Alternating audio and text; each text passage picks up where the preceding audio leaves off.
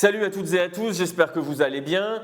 C'est Aurélien, une vidéo hyper importante là aujourd'hui sur la bataille majeure, cruciale de la rentrée, c'est la question du budget.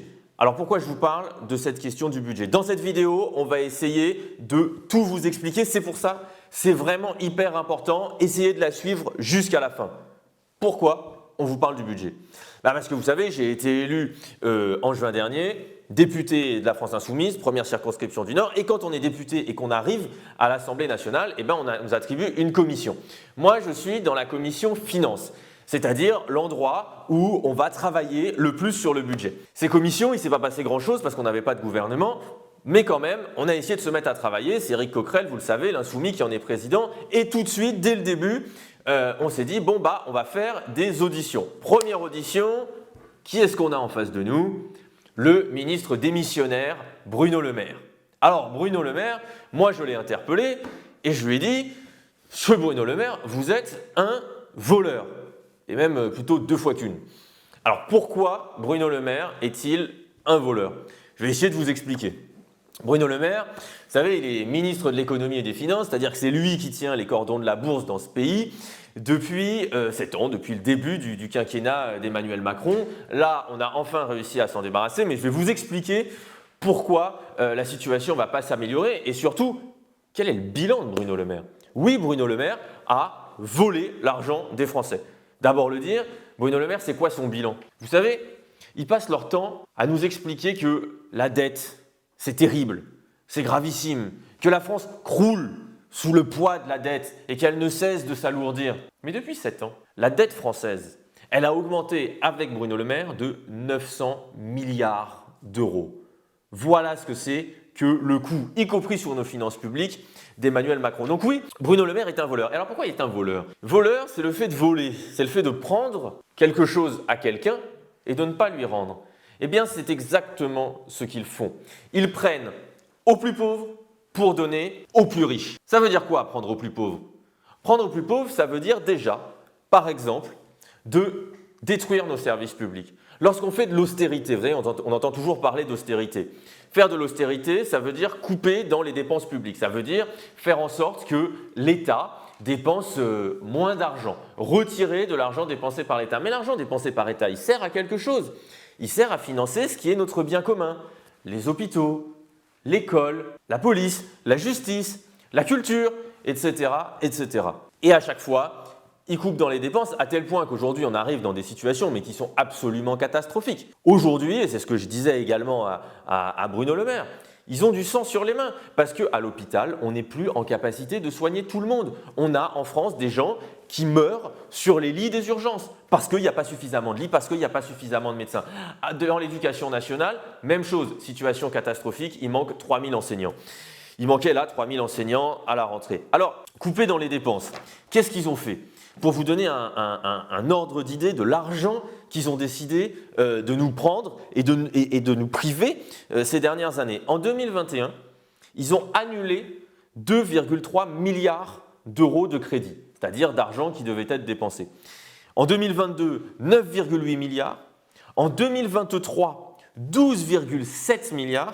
Et en 2024, l'année qui est en train de se terminer, en 2024, ils ont annulé 10 milliards d'euros en début d'année. Ils en ont gelé et ils devraient probablement annuler 16,5 milliards d'euros encore, en plus des 16 milliards qu'ils avaient coupés dès le budget de l'année dernière. Alors, pourquoi c'est hyper intéressant de dire que ce sont des crédits qui sont annulés? Parce que chaque année, vous savez, c'est théoriquement le fonctionnement démocratique d'un État. L'État, il est obligé, les députés, ils sont obligés de voter un budget à la fin de chaque année. Le budget, il doit être étudié et il doit y avoir un débat dessus. Et bien, chaque année, ces gens mentent. Ils présentent des budgets qui sont insincères. C'est-à-dire qu'ils disent oui, on va dépenser ci, on va dépenser ça. Ils font croire à tout le monde qu'ils ne coupent pas trop dans les dépenses. Et puis, en cours d'année, ils disent on n'a plus d'argent. Du coup, on va devoir couper un petit bout ici, couper un petit bout là. Et c'est comme ça que, alors qu'ils avaient imposé de force un budget en fin d'année dernière, dès février, Bruno Le Maire débarque, dit hop, on va enlever 10 milliards.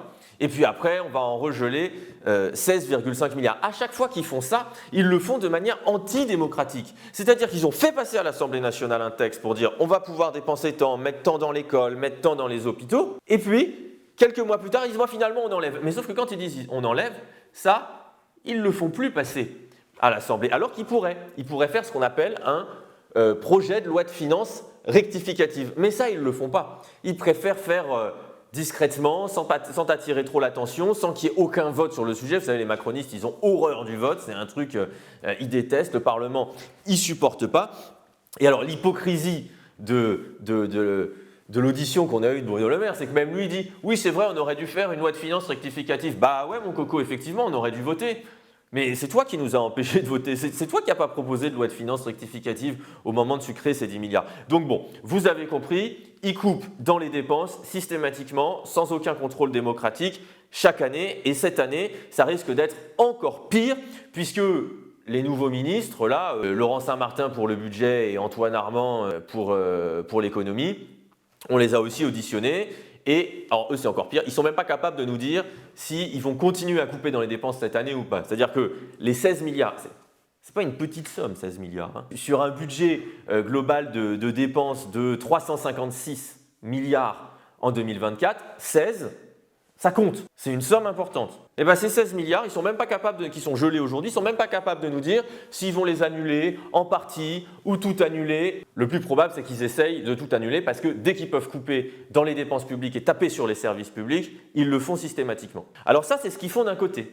Ils coupent en disant il n'y a plus d'argent. Et puis, s'ils faisaient que ça, s'il y avait vraiment plus d'argent, j'en pourrais se dire on comprend. Sauf que de l'argent dans ce pays, il y en a plein. Et quand ils disent il n'y a plus d'argent, la réalité c'est que s'il n'y a plus d'argent, c'est parce qu'eux ont vidé les caisses. Et c'est pour ça qu'on dit que c'est des voleurs.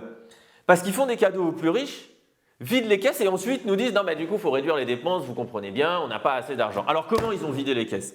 Ça aussi c'est hyper important de le comprendre. C'est ce qu'on leur a dit. On leur dit vous nous coûtez, vous et vos amis les plus riches, 70 milliards d'euros par an. Chaque année, vous nous prenez 70 milliards que vous offrez aux plus riches en baisse d'impôts, notamment, en cadeaux fiscaux. Et puis, ces 70 milliards que vous leur offrez d'un côté, vous nous dites ah bah du coup, il n'y a plus assez d'argent et donc voilà, vous avez compris, ils coupent dans les dépenses. Alors, c'est quoi ces 70 milliards? D'abord, vous dire que 70 milliards, c'est monstrueux, hein, parce que sur en gros 300 milliards de recettes, 70 milliards, ça représente une part monstrueuse, ça représente quasiment un quart des recettes. Un quart de manque à gagner sur un budget, c'est quand même énorme. Et alors, ils sont passés où? Ils sont passés où, ces 70 milliards? Bon, bah, dedans, on retrouve la suppression de l'impôt sur la fortune, 3,2 milliards. Hop, cadeau pour les plus riches. La question de la flat tax, 1,8 milliard. Hop, cadeau pour les plus riches. L'impôt sur le revenu, dont ils font des réformes qui permettent de bénéficier aux plus riches, hein, parce que vous, derrière la caméra, j'imagine que vos impôts, ils n'ont pas baissé, 5,4 milliards. Pareil, quand ils se disent partout qu'ils ont baissé la taxe d'habitation, ça c'est intéressant, ils oublient de dire que sur les 18 milliards de taxes d'habitation, la réalité c'est que les 20% les plus riches, ils en ont bénéficié de 9 milliards. Et que c'est toujours des petites parties de la population qui bénéficient à plein des baisses fiscales qu'ils font. Pareil, la baisse de l'impôt sur les sociétés pour les grandes entreprises, 11,5 milliards. Le crédit impôt compétitivité emploi, vous savez, ces crédits d'impôt qui fait qu'on donne plein d'argent aux grandes entreprises, ils nous promettent de créer de l'emploi en échange. Pendant ce temps-là, il y a toujours 6 millions de chômeurs, les gens continuent à galérer, mais ils continuent à arroser les entreprises. Alors ça nous coûte 5,2 milliards. Impôt de production, 11 milliards. Suppression de la cotisation valeur ajoutée, 5,6 milliards. Etc., etc. Pour quasiment 70 milliards chaque année de cadeaux faits aux plus riches. D'un côté, on donne, de l'autre côté, on coupe dans les services publics. C'est ce qu'ils font systématiquement. Et si c'était... Il n'y a pas que ces 70 milliards. C'est ça qui est terrible. C'est qu'ils détruisent tout. Donc, 70 milliards qu'ils offrent aux plus riches en baisse d'impôts, 90 milliards qu'ils offrent aux grandes entreprises et aux grands patrons en exonération sociale, c'est-à-dire des cotisations sociales qui ne payent pas. Les cotisations sociales, vous savez, c'est ce qui nous permet de financer la Sécu, nos retraites, Donc là encore, vous avez un peu de mémoire, il y a eu une réforme des retraites il n'y a pas longtemps, ils ont beau jeu. Ils font 90 milliards d'exonération sociale par an et après ils nous disent « Ah bah il n'y a plus d'argent pour payer les retraites ». Bah oui, forcément qu'il n'y a plus d'argent pour payer les retraites puisque tout l'argent qui rentrait dans les caisses pour les payer, bah, vous avez laissé les plus riches les garder dans leur poche pour pouvoir distribuer plus de dividendes, etc. On continue. En plus des cadeaux fiscaux, 70, des exonérations sociales, 90, ils font aussi 160 milliards d'aides directes aux grandes entreprises. Ces mêmes aides aux grandes entreprises, elles ne leur permettent pas de créer du boulot. Elles ne permettent pas aux grandes entreprises de se développer. Non, elles permettent toujours de s'en mettre plus plein les poches. Vous voyez de l'argent, il y en a plein. C'est ça la réalité. Et puis, alors qu'ils nous volent comme ça, c'est-à-dire ils prennent, ils cassent tout ce qu'on a à nous d'un côté et ils rendent tout l'argent aux plus riches, ils nous expliquent, oui vous comprenez, effectivement ça pose des problèmes de déficit, pour le budget de l'État il n'y a plus d'argent, mais ça a aidé à dynamiser l'économie. Tout va mieux, je ne sais pas si vous avez vu cette intervention, mais qui était, je vous invite à aller regarder, absolument lunaire des nouveaux ministres, là, Antoine Armand et Laurent Saint-Martin, qui disent toute la politique du gouvernement a permis que la situation économique du pays soit superbe, que tout aille bien. Là aussi, quand on les a auditionnés, j'ai essayé de les ramener un peu sur terre. Je leur ai dit, mais attendez, oh là là, il faut redescendre sur terre, remettre les pieds sur terre, sortez un peu de vos ministères. Sortez un peu de vos palais dorés, allez discuter avec les gens, voir si la situation économique du pays, tout va bien. Vous vous vantez du taux de chômage. Il y a 6 millions de chômeurs. Vous savez ce que ça veut dire la vie pour 6 millions de chômeurs? Vous savez ce que ça représente que d'être au chômage? Vous savez qu'il y a un taux de mortalité supérieur pour les personnes au chômage que pour les autres? Vous savez les dépressions que ça entraîne? Les familles fracturées? Les gens qui ne peuvent pas payer leur loyer? Il y a 11,5 millions de pauvres. Ça aussi, la pauvreté, ils n'ont aucune idée de ce que ça veut dire. Qu'il y ait une personne sur deux dans ce pays qui ait du mal à manger et à se nourrir. Ils s'en foutent. Et puis alors, l'attractivité économique du pays qui serait absolument exceptionnelle, avec des créations d'entreprises, tout ça. Ils oublient juste de dire, parce qu'en fait, ils balancent des chiffres dans tous les sens, mais ce n'est jamais les bons. Les chiffres, c'est quoi? C'est que cette année, on a battu le record depuis 6 ans de faillite d'entreprises. 55 000 entreprises qui ont mis la clé sous la porte. Alors ça marche votre politique économique? Non. Tout le monde le sait. Alors voleurs encore. Pourquoi ils continuent à nous piquer de l'argent? Je vous ai expliqué. D'un côté, on baisse les dépenses sans aucun contrôle démocratique. De l'autre côté, on rend l'argent aux plus riches. Et puis après, on dit ah bah merde, il y a des trous dans la caisse. Notamment, comme on a supprimé la taxe d'habitation, les collectivités territoriales, elles n'ont plus d'argent. Comme en plus on demande aux collectivités territoriales, les collectivités territoriales, c'est par exemple c'est les communes, les mairies, voilà, le premier échelon de votre vie quotidienne. Comme on leur demande de faire toujours plus de choses et qu'on leur donne toujours moins d'argent, et à un moment, il faut réussir à trouver plus d'argent à leur donner. Pareil, la sécurité sociale, je vous ai expliqué, ils font des exonérations de cotisations, donc les patrons ne payent plus, donc à la fin, il n'y a plus rien pour payer la sécurité sociale et remplir les caisses. Alors, comment on fait pour remplir les caisses quand elles se vident de cette manière-là? Eh bien, c'est vous qu'on fait payer. C'est vous qu'on fait payer. On envoie l'argent de la TVA. La TVA, c'est facile, c'est l'impôt le plus injuste qui puisse exister. Vous savez, la TVA, c'est ce que vous payez à chaque fois que vous allez dans un magasin. Il y a le prix hors taxe et il y a le prix toute taxe comprise. Donc, en ajoutant la TVA, il y a des taux différents, 10%, le taux normal c'est plutôt 20%, mais c'est vous qui le payez. Et alors pourquoi c'est un impôt injuste la TVA? C'est un impôt injuste parce que tout le monde paye le même taux. Que vous soyez milliardaire ou que vous soyez au SMIC, sur votre baguette de pain, vous allez payer le même niveau d'impôt. Et du coup, la masse de la TVA, elle est payée par les plus pauvres, parce que la masse de la consommation, elle est faite par la masse de la population qui est pauvre et qui est en difficulté. Donc on taxe la consommation populaire. C'est les gens qui n'ont pas de fric qui remplissent les caisses avec la TVA. Et qu'est-ce qu'ils font ensuite de cette TVA? Cette TVA, elle est censée rentrer dans le budget de l'État, c'est-à-dire dans le budget général. Dans le budget général, on est censé financer ce que je disais tout à l'heure, les services publics. Ce n'est pas censé financer la sécurité sociale. Ça, c'est un autre budget. Vous savez, il y a 2 textes budgétaires qu'on étudie chaque année. Le projet de loi de finances, c'est le budget de l'État, par exemple les services publics et le fonctionnement des services publics. Et le projet de loi de finances de la sécurité sociale, ce sont 2 postes différents. Et la sécurité sociale, elle est censée être financée par les cotisations sociales des salariés et surtout par les cotisations patronales. Et c'est comme ça que ça se passe pour que ce soit le plus juste possible. Alors du coup, comme il n'y a plus de cotisations, hop, On prend la consommation populaire, on fait raquer les gens, parce qu'on a vidé les caisses de l'autre côté en donnant aux plus riches, et on finance la sécurité sociale. Et alors là, ils ont fait des choses, mais qui sont absolument incroyables. En 2018, pour la sécurité sociale, on transférait 9 milliards depuis de TVA. En 2019, ils ont augmenté le transfert de TVA de 411%, passé à 46 milliards. Et puis après, ça continue. 2022, 57 milliards. 2023, 61 milliards. Et ils font la même chose pour les collectivités territoriales, à tel point qu'en 2023, au total, collectivités territoriales et sécurité sociale, c'est 110 milliards d'euros qu'ils ont pris sur la consommation populaire pour aller compenser les cadeaux faits aux plus riches dont je vous parlais tout à l'heure. 110 milliards d'euros qui vous ont pris pour remplacer l'argent qu'ils ont offert aux plus riches. C'est quoi ça, si ce n'est pas du vol, de l'escroquerie en bande organisée? Vous vous rendez compte de ce qu'ils sont en train de faire? Et à tel point que ça devient ridicule, c'est-à-dire que l'État touche maintenant une minorité des recettes de la TVA. Une minorité. La majorité de la TVA, ils l'envoient sur d'autres budgets, collectivités territoriales, sécurité sociale, pour compenser leur grande baisse. Bon, et alors à la fin, on en arrive dans cette situation que vous connaissez, qui consiste à dire « Aïe, aïe, aïe, il y a du déficit, c'est dramatique. La France se retrouve sous surveillance. » Mais évidemment qu'il y a du déficit, lorsqu'il n'y a plus de recettes.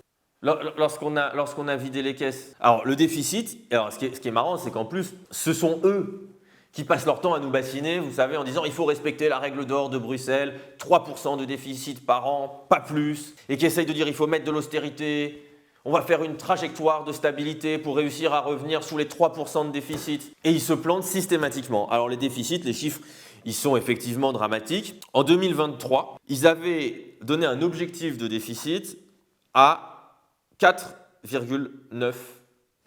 Résultat, ils ont fait 5,5%. En 2024, objectif à 5,1%. Résultat, 6%. Et encore, 2024, c'est l'année en cours, il y a un risque que ce soit plus de 6%. C'est ce que nous disaient les ministres lors de l'audition. C'est-à-dire que même sur leurs estimations, ils se gourrent complètement et ça risque d'augmenter. Et puis, pour l'année 2025, bon, on n'a pas le budget parce que le temps qu'ils nous donnent un budget, il va encore se passer un moment. Pour l'année 2025, ça devait être 4,1, ce sera 6,2. Bref, il se passe absolument n'importe quoi. Ce déficit, c'est vraiment quelque chose de terrible parce qu'ils sont malhonnêtes. Ils vous font des budgets où ils vous disent regardez, on est à l'équilibre, on va dépenser tant, avec des prévisions qui ne sont pas sincères parce que pour calculer les recettes, ils partent du principe, ils font des hypothèses ils font des hypothèses d'inflation. C'est-à-dire que théoriquement, c'est le calcul qu'ils expliquent, pardon, pas des hypothèses d'inflation, des hypothèses de croissance. Ils font des hypothèses de croissance. Théoriquement, si le PIB croît, c'est-à-dire si la richesse globale dans le pays augmente, les gens s'enrichissent, on sait bien que c'est toujours les mêmes qui s'enrichissent plus que les autres, les gens s'enrichissent, et puisqu'ils gagnent plus d'argent, ils vont payer plus d'impôts, et donc il y a plus d'argent qui vont rentrer dans les caisses de l'État. Et donc ils font la même chose chaque année. Chaque année, ils disent, ils surestiment la croissance. Ils donnent un chiffre de croissance qui est supérieur à ce que va être la réalité et à ce que donnent toutes les personnes qui suivent le sujet, le Trésor, la Cour des comptes, etc. Ils donnent toujours des chiffres de croissance supérieurs à ce que va être la réalité. Donc comme ils donnent des chiffres de croissance supérieurs à la réalité, ils estiment des recettes en impôts supérieures à ce que va être la réalité. Et quand la réalité arrive, ils disent « pas de chance, il y a moins d'argent qui est rentré cette année. Donc il faut couper dans les dépenses » et hop, ils légitiment les coupes dans les dépenses dont on parlait tout à l'heure. Mais alors en plus, ce qui est dramatique, c'est que c'est le serpent qui se mord la queue. Parce qu'il faut faire des coupes dans les dépenses. C'est ce qu'ils racontent. Mais les coupes dans les dépenses, ça a une influence sur l'activité économique du pays. Ça a une influence sur la richesse produite. Quand l'État investit beaucoup d'argent en payant mieux les fonctionnaires, par exemple, en ayant plus de services publics, en mettant en place des dispositifs de gratuité, quand l'État investit ou en lançant des grands...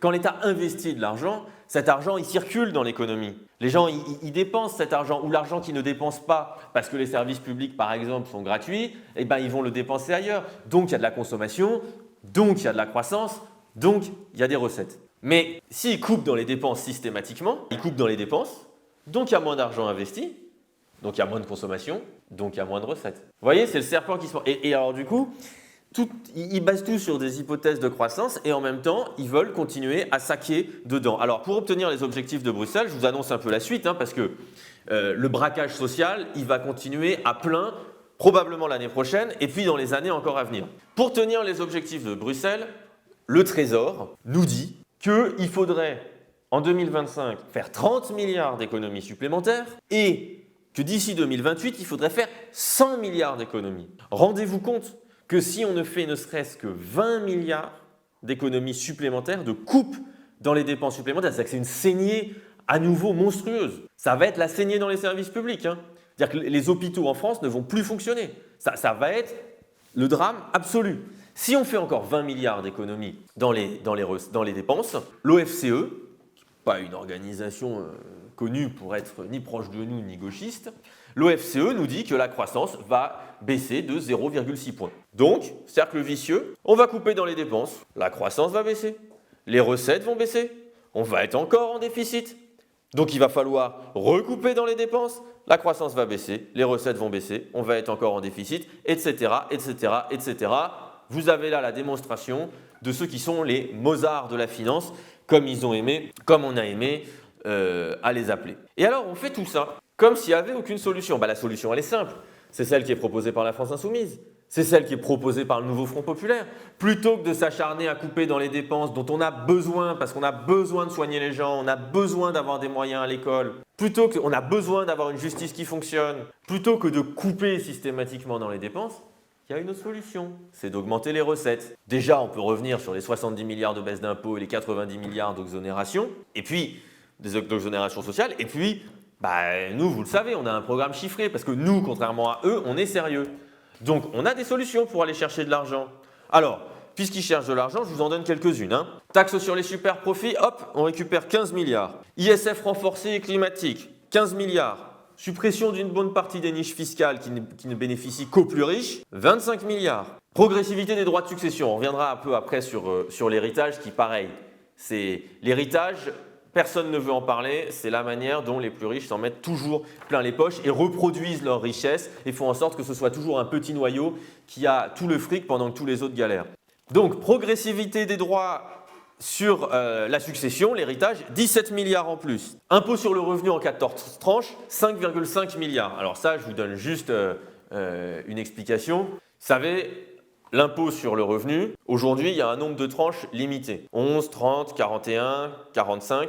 Mais ce qui veut dire que vous avez des effets de seuil très importants et que l'impôt n'est pas très juste. C'est pour ça que l'impôt sur le revenu actuel, l'impôt que vous payez lorsque vous travaillez, lorsque vous êtes imposable, en fait, tout repose sur les classes moyennes. C'est ce que tout le monde dit, l'impôt sur le revenu, ceux qui le payent le plus, c'est finalement les classes moyennes et pas les plus riches. Donc nous, on propose 14 tranches d'imposition pour lisser l'effort, de sorte à ce que ceux qui ont le moins d'argent payent peu ou pas d'impôts, et ceux qui ont beaucoup d'argent payent beaucoup d'impôts.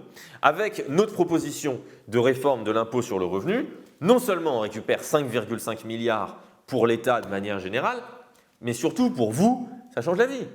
Toutes les personnes qui gagnent moins de 4 000 € net par mois, si on applique notre barème de l'impôt, ils payeront moins d'impôts. Et les gens paieront plus d'impôts à partir de 4 000 € net par mois. 4 000 € net par mois, on peut considérer que c'est un bon salaire. Je pense que la plupart des gens qui vont regarder cette vidéo touchent plutôt moins de 4 000 € net par mois. Et puis, on propose aussi ce qu'on appelle l'impôt Zuckman, c'est-à-dire un impôt sur le patrimoine, parce que les riches ont des patrimoines absolument monstrueux. Les 500 plus riches en France, pour donner juste un ordre de grandeur, les 500 plus riches en France, ils ont un patrimoine de 1228 milliards d'euros. 1228 milliards. C'est 3 à 4 fois le budget de l'État. 1228 milliards d'euros de patrimoine. Donc, on taxe le patrimoine, on récupère 26 milliards dans le budget. Donc, des solutions pour ne pas avoir de déficit, il y en a. Et alors, comment ils font pour passer leur magouille systématiquement? Ils les passent en dehors de tout cadre démocratique.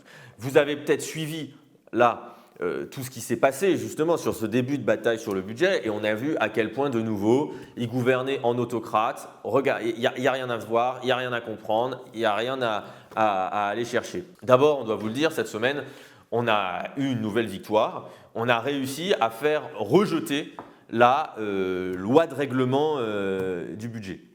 C'est quoi la loi de règlement? Chaque année, à la fin de l'année, avant de voter le budget de l'année suivante, on vote la loi de règlement et d'approbation du budget de l'année précédente. Pour dire, bon bah voilà, le gouvernement avait fait voter un projet de loi de finances, il s'était engagé à faire un certain nombre de choses, à la fin de l'année, on fait les comptes, on fait le bilan. Ça fait 2 ans que ces lois de règlement, elles sont rejetées.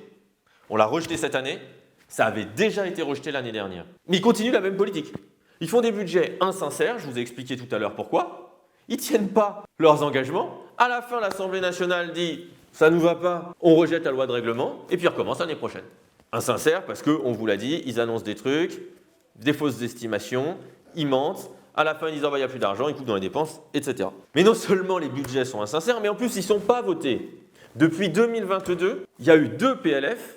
En 2022 et en 2023, PLF, projet de loi de finances, c'est le vote du budget. Il y a eu 2 budgets. Les 2, ils n'ont pas été votés, ils ont été passés par 49.3. Personne ne les a approuvés démocratiquement. Et alors là, dans l'étude du prochain budget, on est au summum du caractère antidémocratique de ce budget. Enfin, je veux dire, ils font ça en catimini. Alors que le budget, c'est ce qui détermine toute la politique de la nation. Donc, le faire comme ça en catimini, c'est un scandale démocratique absolu.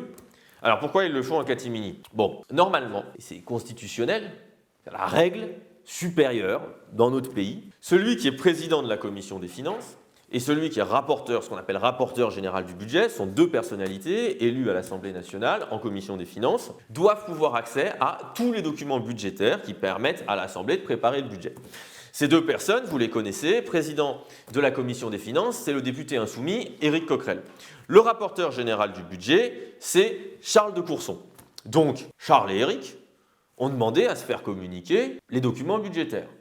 Parmi ces documents budgétaires, c'est ce dont vous avez dû entendre parler, c'est les lettres plafonds. Parce que vous savez, on a un gouvernement démissionnaire, on a voulu dégager les macronistes, le gouvernement a démissionné, pendant 50 jours on a attendu un Premier ministre, mais alors ils ont démissionné, ils ont été battus aux élections, mais ça ne leur pose pas de problème. Bruno Le Maire, il a continué à préparer son budget d'austérité, comme tous les ans, pour tondre la laine à tout le monde. Il a commencé à préparer son budget et ils ont envoyé ce qu'on appelle des lettres plafonds à chaque ministère, c'est-à-dire une lettre dans laquelle il y a leur autorisation de crédit, c'est-à-dire l'argent qui va leur être donné comme budget pour dépenser l'année prochaine. Donc, nous, qu'est-ce qu'on a fait? On a dit, ces lettres plafonds, on les veut. Pour savoir combien il va y avoir d'argent, en plus, en moins, concrètement, pour la police, ce que je dis, la police, la justice, l'hôpital, la culture, la santé, etc., etc. L'écologie, parce que j'en ai pas parlé depuis le début, mais ça fait partie des endroits où ils coupent aussi systématiquement, le ministère de l'Environnement, le ministère du Logement, etc., etc. Donc ils ont demandé les lettres plafonds, pas de réponse. Ils ont redemandé les lettres plafonds, pas de réponse. Donc c'est pour ça que vous avez vu Éric Coquerel et Charles de Courson aller se déplacer à Matignon pour faire ce qu'on appelle une saisie sur pièce. Ils ont le droit, c'est constitutionnel, d'aller constater, de se faire remettre sur place les documents. Ils sont allés, on leur a rien donné. On se demandait bien ce qu'ils avaient à cacher. Ils sont ensuite allés au ministère de l'économie pour de nouveau demander les lettres plafonds. Pareil, on leur a rien donné. Bon, à force de gueuler, on a fini par leur envoyer un document, ce qu'on appelle un tiret à part, un point d'étape sur le budget. Et là, qu'est-ce qu'on a découvert qu'ils avaient à cacher? Déjà, là tout de suite, on sait qu'ils sont à 10 milliards de baisse. Et puis, quand on prend en compte les objectifs fixés par le Trésor, ça risque de monter bien au-delà. Et donc, on risque de nouveau de cracher du sang. Vous vous souvenez de ça?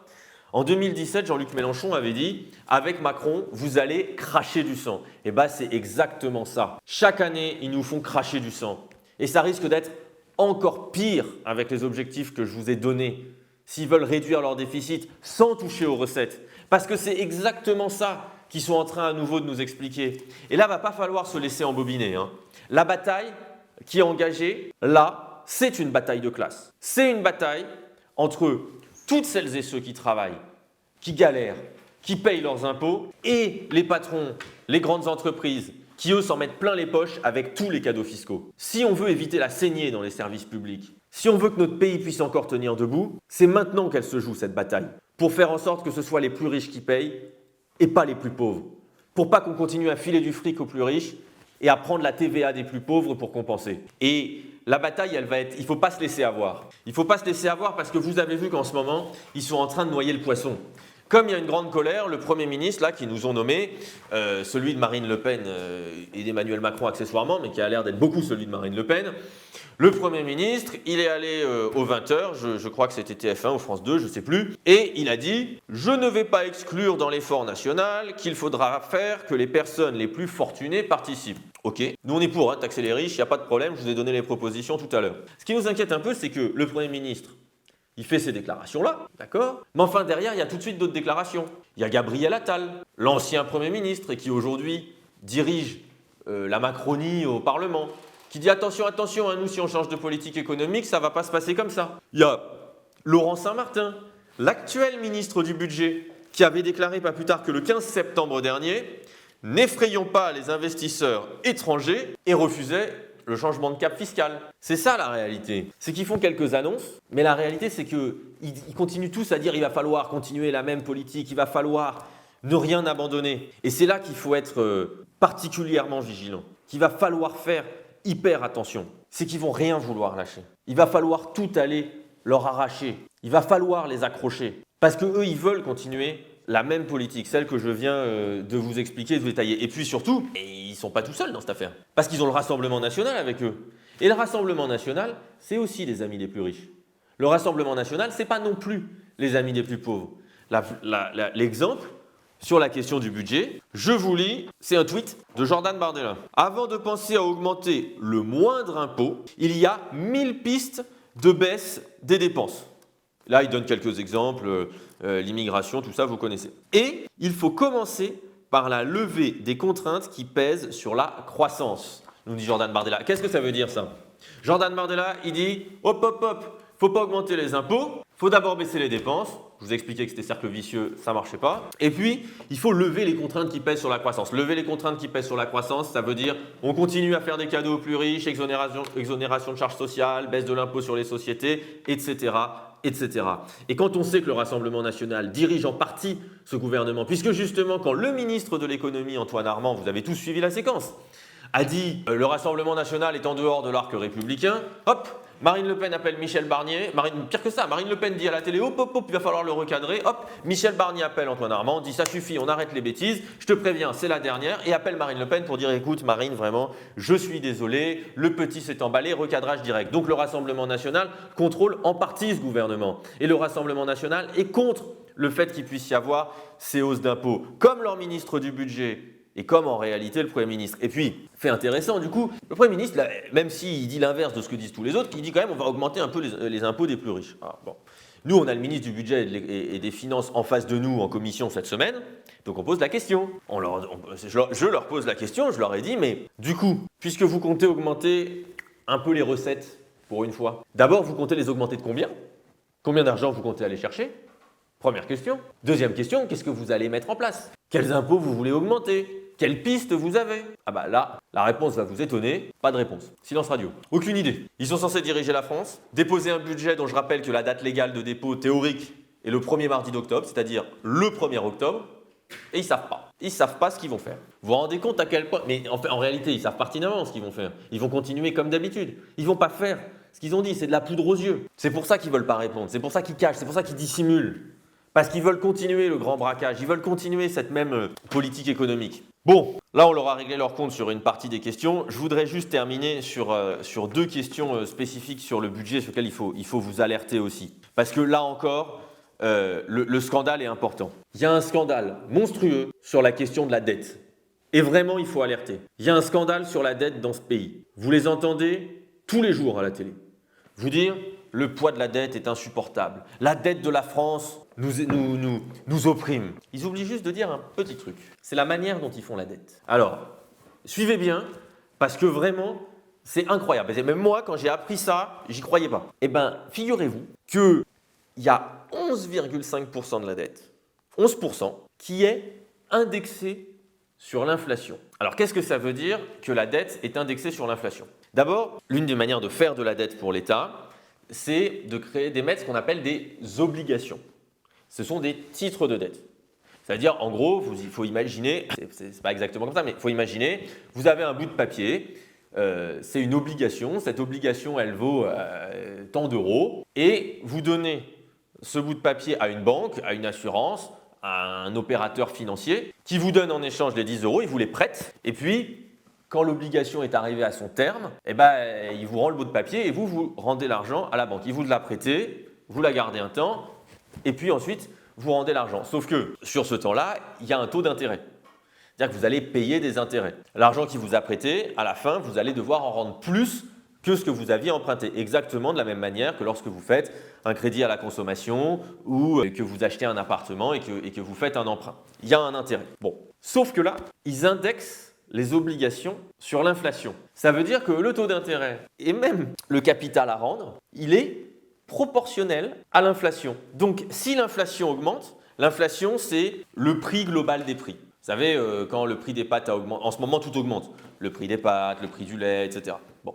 Donc avec toutes les augmentations de prix, toutes les variations de prix partout, on calcule un chiffre d'inflation. Et à partir de ce chiffre d'inflation, on calcule combien l'État doit rembourser en plus aux banques à la fin du prêt. Ça veut dire quoi? Ça veut dire qu'avec ces obligations indexées sur l'inflation, eh ben, l'État doit rembourser beaucoup plus aux banques que ce qu'ils ont emprunté. Et c'est là qu'il y a une arnaque monstrueuse. La France, elle peut emprunter à des taux normaux sans être indexée sur l'inflation. Pourquoi donc ils ont fait le choix d'indexer sur l'inflation les obligations qu'ils émettent? Pourquoi? Ça nous coûte un fric de dingue. Les Français doivent payer le fait de rembourser plus cher des banques et des instituts financiers parce qu'ils ont fait ce choix, parce que Bruno Le Maire a fait ce choix. Et attendez, ce n'est pas tout. Non seulement ils indexent sur l'inflation, mais ils indexent même pas que sur l'inflation française, ils indexent aussi sur l'inflation européenne. Alors même que l'inflation européenne est plus élevée que l'inflation française. Pour vous donner un exemple, en 2022, en septembre 2022, c'est précis, en septembre 2022, l'inflation en France était de 5,6%, donc les prix augmentaient en moyenne de 5,6%, et l'inflation en Europe était de 9,9%. Donc, si vous avez une dette qui est indexée sur l'inflation européenne, si on prend le point d'inflation à ce moment-là, par exemple, vous devriez rembourser 10% de plus que ce que vous avez emprunté. C'est énorme. Et bien alors, la surprise est énorme. Le scandale est monstrueux parce que non seulement il y a 11% de la dette française indexée sur l'inflation, mais en plus dans ces 11% de la dette française indexée sur l'inflation, il y en a 69% qui est indexée sur l'inflation européenne. Donc ils nous volent à chaque fois qu'on doit rembourser de la dette. Et ça nous coûte un fric de fou. Alors, à la fin, combien vous avez payé? Eh bien, en 2021, ça nous a coûté 5 milliards. En 2022, parce qu'il y a eu beaucoup d'inflation, 15 milliards. Et en 2023, visiblement, plus de 5 milliards. Au total, depuis 2017, grâce à Macron, on a 55 milliards de plus de notre dette qui est indexée sur l'inflation. Zéro utilité pour l'État, zéro utilité pour les Français, aucune nécessité pour emprunter, un seul objectif, un seul constat, un seul résultat.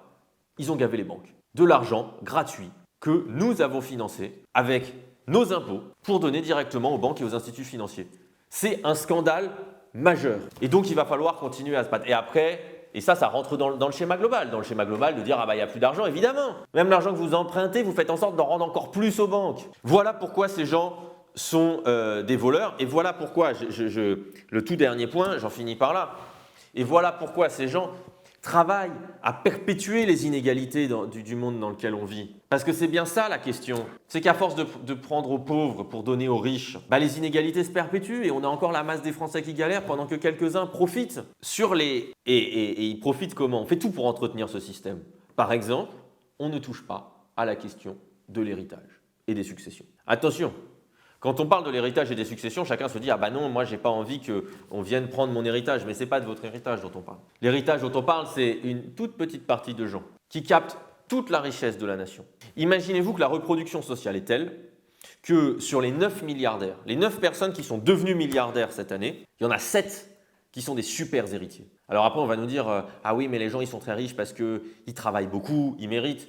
Ils ne méritent rien du tout, ils sont juste nés au bon endroit avec les bons parents qui avaient des grosses fortunes et qui leur ont tout légué. Et non seulement ils leur ont tout légué, mais en plus, ils payent moins d'impôts dessus. Par exemple, les 0,1% qui ont le plus gros héritage. Les 0,1% des plus gros héritages, ça concerne une toute petite partie de la population. Ils ont des héritages qui sont 180 fois supérieurs à l'héritage médian 180 fois supérieur et dessus, ils payent 10% d'impôts. Alors que normalement, la loi, c'est qu'ils sont censés payer 45%. Quand on hérite plus de 1,8 million d'euros, belle somme, on est censé payer 45% de frais de succession, d'impôts sur l'héritage. Eux, ils en payent 10%, parce que les niches fiscales, l'optimisation fiscale, etc.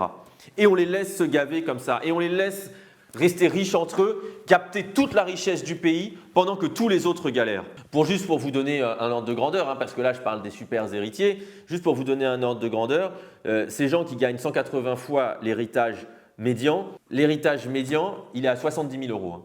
Il y a la moitié des gens qui héritent de moins de 70 000 euros. Et eux, ils ne payent pas leurs impôts sur leurs héritages qui dépassent 1,8 million. Vous vous rendez compte de la différence? Et là, on a un gros sujet et c'est là qu'on revient qu'on fait le lien avec ce qu'on racontait tout à l'heure. Donc, il n'y a plus d'argent, là aussi, il y a de l'argent à aller récupérer. Par exemple, c'est un rapport d'Oxfam qui nous dit ça, qui nous dit que dans les 30 prochaines années, il va y avoir énormément de super héritages. Et que si ces super héritages ne sont pas taxés comme ils doivent l'être, comme on applique aujourd'hui, en appliquant les règles qui existent aujourd'hui, le manque à gagner pour l'État sera de 160 milliards d'euros.